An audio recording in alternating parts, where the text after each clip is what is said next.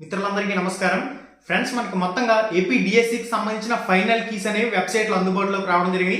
మనకి AP DSC website open చేసిన తర్వాత అక్కడ ఫైనల్ కీ అనే ఆప్షన్ రావడం జరిగింది.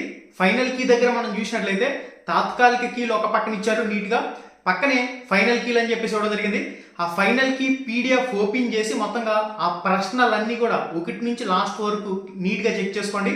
దానిలో ఎన్ని ప్రశ్నలకి ఆప్షన్లు అనేవి చేంజ్ అయ్యాయి అనేది మీరు చూసుకోవచ్చు.